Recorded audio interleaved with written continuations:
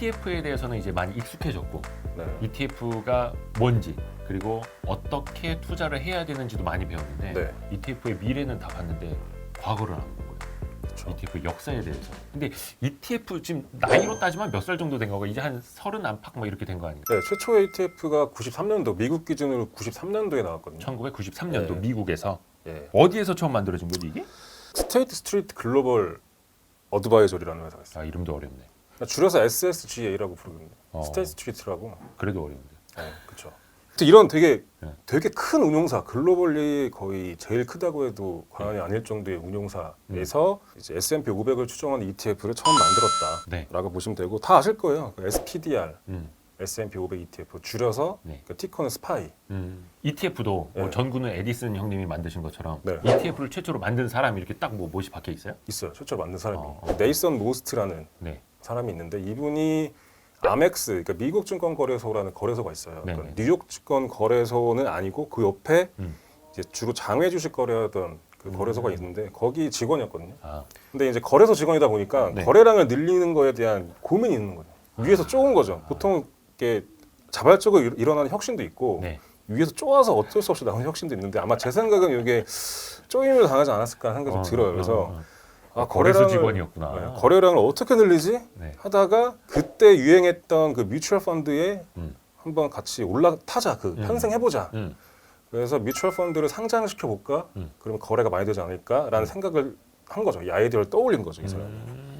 그래가지고 그런 아이디어를 딱 떠올리고 자기도 되게 이거 되게 훌륭한 아이디어다. 그래서 그 아이디어 들고 네. 최초 인덱스 펀드 만들었고 네, 최강자였고 지금도 인덱스 펀드 제일 유명한 뱅가드 본사로 날아갑니다. 뱅가드. 네, 그 아이디어를 이렇게 들고 네. 대박이다 이건 진짜. 이 이거 상품을 설계했으니 네. 한번 이건 우리 제조해 뱅가드는 보자. 무조건 내 제안에 수락할 수밖에 없다. 네네네. 그래서 갔는데 존 보글 회장 만나고 했는데, 존 보글 회장은 인덱스 펀드를 상장시켜서 거래가 잘 되게 하자라는 그 아이디어 자체에 혁신적이다라고는 인정했는데, 네. 그게 너무나 과도하게 잦은 거래를 유발할 가능성을 우려했죠. 아. 존 보글 회장. 왜냐하면 이분은 철칙이 투자는 싸게 해야 된다고 본 거예요. 네네네네. 그래서 인덱스 펀드 만들었고, 그래서 뱅가드가 커진 건데 본인의 철학에 좀 맞지 않는 거죠. 인덱스 펀드를 상장시켜서 계속 거래가 잘 되게 한다. 이거 투자자들이 너무 많은 매매를 할 것 같은데 라는 생각하면서 일단은 거기서 거절. 그래서 이 네이선 모스트가 실망해서 다시 뉴욕으로 돌아오는 길에 이제 그런 뭐 조언을 해줬대요. 존 버글 회장이. 네 아이디어 좋은데 이런 건 좀 수정하면 어떻겠니? 그래서 그냥 매몰차게 거절한 건 아니고.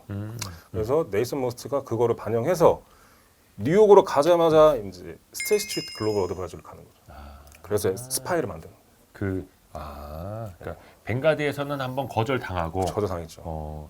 스테이트 스트리트 글로벌 어드바이저를 만나서 최초 ETF가 탄생한 그게 1993년이다. 네.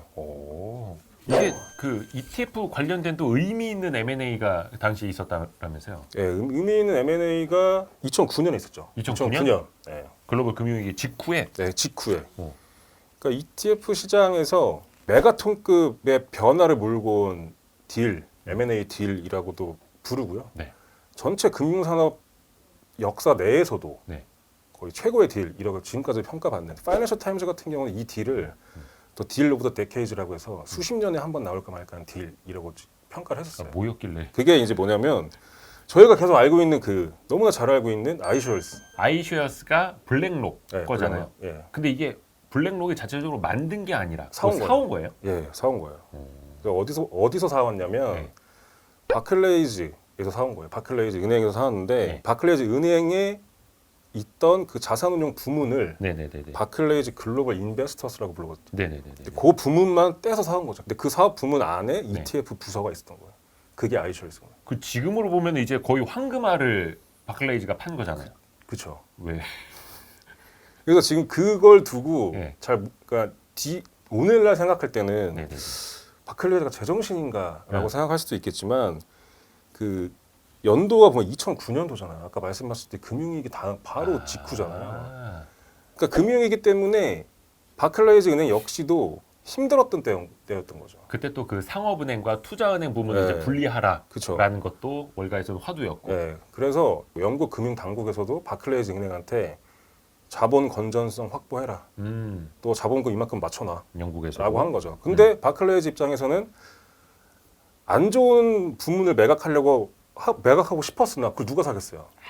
그러니까 우량 사업 부문을 매각을 해야 되는 상황에 처한 거죠. 그래서 고심했던 게 바클레이즈 카드, 그다음 바클레이즈 글로벌 인베스터즈 두 개가 이제 물망에 올라왔던 거예요. 근데 이제 카드는 은행이기 때문에 카드랑 시너지를 낼 게 많다. 그렇죠, 그렇죠. 라는 생각을 했었고 그래서 그래도 바클레이즈 글로벌 인베스터즈를 좀 파는 게 어떻겠냐라고 결정을 내린 것 같아요. 그 위에서. 그래서 그 일종의 ETF 운용 네. 부문을 떼서 판 게 그쵸. 지금 그 블랙록에 들어가 있는 아이쉐어스가 맞습니다. 되는 거고. 네. 근데 사실 그 존 보글 뱅가드 회장님 네.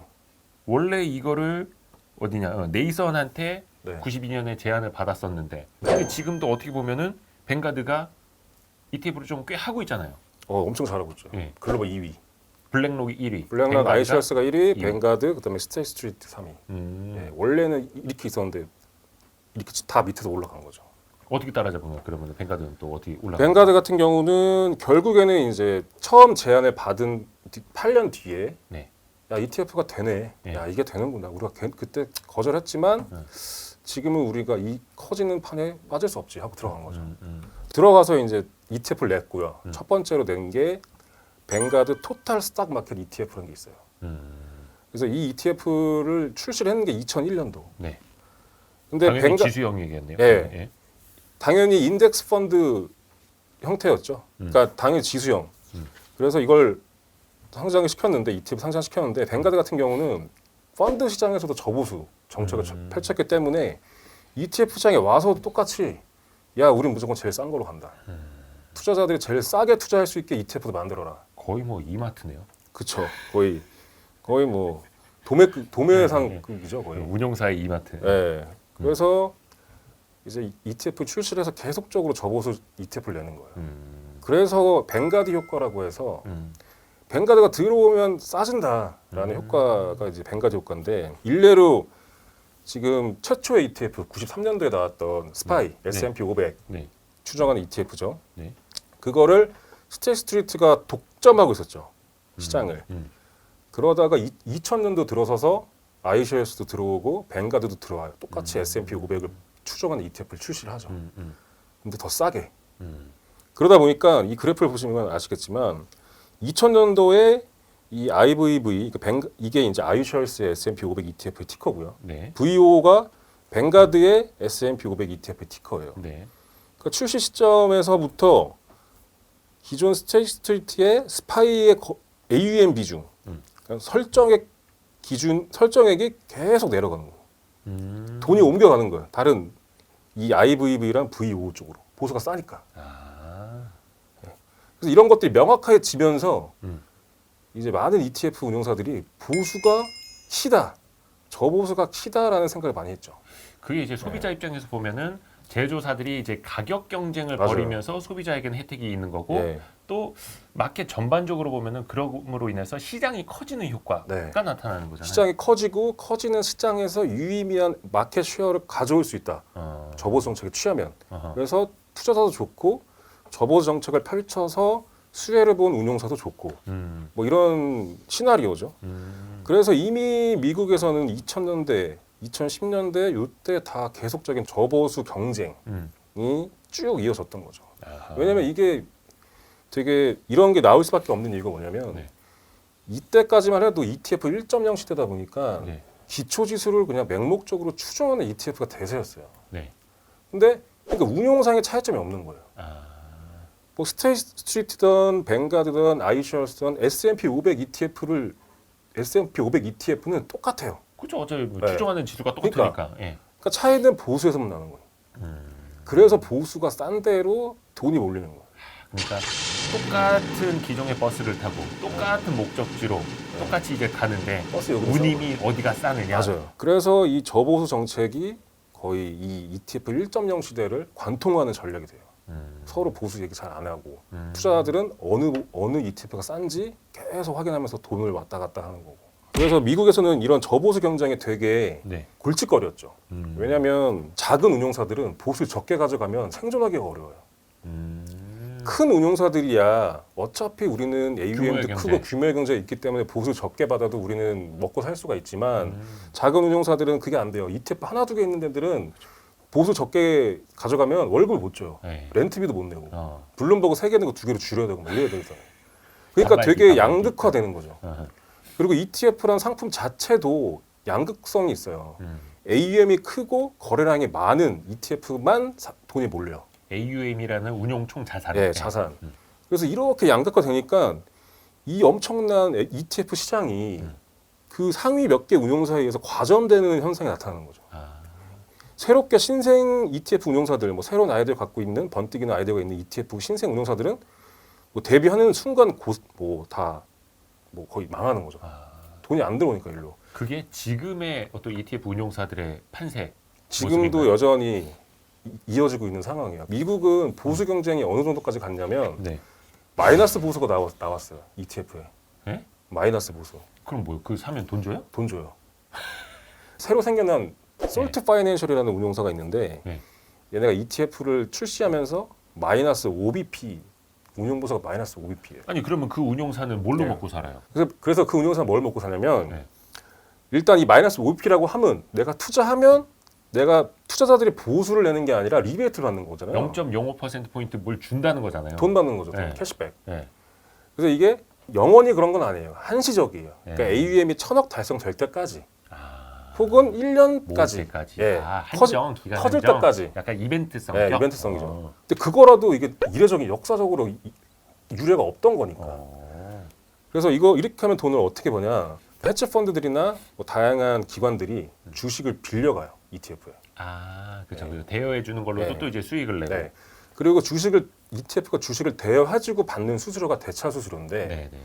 그 수수료가 미국 같은 경우는 그 수수료를 ETF 투자자들한테 분배를 해도 되고 운용사가 그걸 취해도 되고 아, 선택이에요. 아, 그래서 실제로 마이너스 P 보수를 받는다고 하더라도 네, 네, 네, 네. 주식 대차 수수료가 그걸 상회한다. 보통 주식 대차가 다 다르긴 한데 연으로 5bp에서 10bp 사이 정도 나오거든요. 그러니까 그거를 커버하는 거죠, 그걸로. 아, 그래서 미국 같은 경우는 저보수로 가더라도 이제 운용사들이 대차 수수료나 이런 것들로 수익을 일정 부분 만회를 할 수가 있는 거예요. 네. 그건 또 투자자들이 알아야겠네요. 그렇게 이제 대차 ETF가 갖고 있는 주식을 빌려줘서 나오는 수익을 네. 운용사가 갖는지 아니면 분배금으로 나눠주는지 네. 그것도 체크해 볼 그런 것들도 이제 미국 같은 데서는 뭐 나오는 리포트들이 많이 있어요. 아. 얘네가 대차 수수료를 몇 퍼센트를 투자자한테 줬는지. ETF 분석 리포트. 네. 네.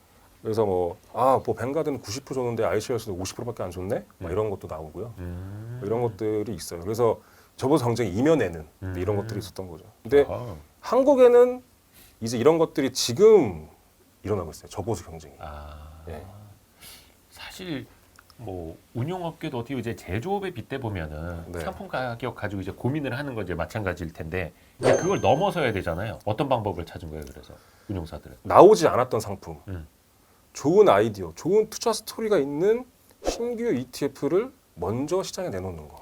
그냥 뭐 ETF라고 해서 다 그냥 코스피 200 따라가고 S&P 500 그렇죠. 따라가고 이게 아니라 그렇죠. 특색이 있는. 특색이 있는. 그게 우리 지난번에 얘기했던 테마형 ETF 그렇죠. 테마형 같은 게 ETF죠. 대표적인 거고. 그러니까 특색이 있는데 수익률이 좋아야 되잖아요. 그럼요, 당연히. 특색만 있는데 수익률이 많이 났어요. 아이, 그러면 그럼 이제 안 되는 거니까. 외면받게 되죠. 예, 그래서 특색이 이때 실제 글로벌 투자 흐름에 맞는. 그래서 이제 테마형 ETF가 맞아 떨어져서 지금 2.0의 시대에서 주인공이 되고 있는 거거든요. 그래서 이런 것 좋은 테마형 ETF를 먼저 누가 내느냐. 근데 역으로 이제 생각을 해보면 네. 운용사 입장에서는 낮은 운용 보수 계속 이제 인하 경쟁에서 좀 활로를 찾기 위해서 테마형 ETF라는 걸 만들었는데 소비자 입장에서는 테마형 ETF가 지수형 ETF보다 좀 운용 보수가 비싸네 이렇게 느낄 수도 있는 거잖아요. 그렇죠. 예를 들면 뭐 나스닥 100 ETF다. 그럼 100개의 종목을 갖고 있는데 테마형 ETF는 뭐 30개, 뭐 적게는 10개. 이거 10개밖에 없는데 30개밖에 없는데 보수가 왜 이렇게 비싸지라고 느낄 수도 있죠. 느낄 수 있고 실제로 느끼시는 분들이 뭐 다양한 뭐 댓글 같은 것도 보면 저희가 그런 것도 가끔 확인하는데 그런 댓글 많이 보이더라고요. 그래서 이거를 제가 말씀을 드리면 제가 지금 말씀드렸던 수많은 그 ETF 시장의 그런 경쟁과 새로 찾은 활로, 그러니까 이 테마형이고, 그러면 테마형을 빨리 만들어야 될 거 아니에요. 그렇기 위해서는 뭐 하루에 하나씩 만들어낼 수 없고 계속적으로 저희가 지금 구조적으로 사회가 어떻게 변화하는지를 계속적으로 조사를 하고 그다음에 이런 변화 움직임 자체가 장기 스토리인지 단기 스토리인지 파악을 해야 되고 그다음에 이거를 또 파악하는 데 드는 뭐 인프라 비용부터 해서 인건비 그다음에 지수를 만들 때 드는 다양한 비용 뭐 이런 것들까지 다 포함된 게 이제 테마형 ETF의 운용 보수라고 보시면 편할 것 같아요. 단순히 그 10개 종목을 우리가 샀다 팔았다 하는데 받는 비용이 아니라 실제로 이 장기적인 투자 스토리가 있는 테마형 ETF를 투자자분들에게 드리기 위해서 했던 그 사전 작업 그다음에 뭐 당연히 나오고 나서의 유지 보수 작업 다 포함돼서 나온 게 그 운용 비용 보수다. 그래서 비쌀 수밖에 없어요. 테마형 ETF는. 그러니까 그 10개나 20개 종목을 우리가 찍어야 되니까 셀렉션을 해야 되고 그걸 다시 ETF를 만들어서 다양한 투자 스토리가 있다라는 것들을 보여줘야 되기 때문에 거기서 드는 비용이 많이 있죠. 이제 투자자분들도 좀 똑똑해지셨어요. 점점 똑똑해지고 있고 그래서 많은 혁신 기업에 투자하고 싶어하는 것만큼 혁신형 금융 상품, 혁신형 ETF가 나왔을 때 그걸 이제 보고 골라내는 능력도 아마 ETF 많은 투자자분들이 이제 좀 쌓아가고 있지 않을까 생각이 듭니다. 그래서 테마형 ETF들이 많이 나오면 나올수록 테마형 ETF를 보면은 종목들이 있잖아요. 왜 예를 들어서 왜 타이거 ETF가 해당 테마형의 종목을 이렇게 만들어놨을까? 라는 걸 역으로 보시면 또 다양한 테마를 공부하기도 편해집니다. 왜냐하면 저희가 사전에 공부하고 조사해놨던 결과물이기 때문에 그거를 또 갖고 역으로 또 보시면서 공부하는 것도 또 다양한 투자 전략이나 테마형 공부에 되게 도움이 되죠. 그래서 항상 우리 뭐 모바일로 거래하시는 분들도 ETF 안에 들어가 보면은 이제 PDF라고 하는데 ETF 구성 종목 같은 것들, 뭐 보수라든지 기준가 이런 것도 항상 좀 체크를 해 보시면은 훨씬 더 이제 도움이 되실 것 같습니다. 그래서 정리하자면 1.0은 기초지수 추정 ETF의 시대, 2.0은 테마형의 시대. 우리 투자자들도 ETF 2.0 시대에 맞게 투자를 하시는 게 바람직하다. 감사합니다.